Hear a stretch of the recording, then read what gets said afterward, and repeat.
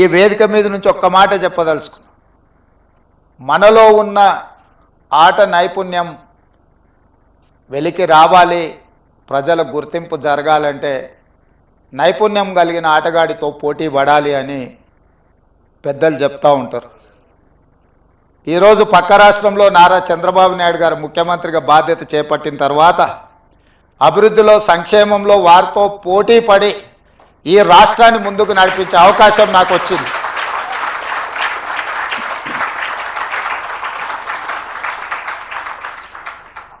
గతంలో 12 గంటలు పనిచేస్తే సరిపోతుంది, అంతకు మించి అవసరం లేదు అనుకునేవాడిని.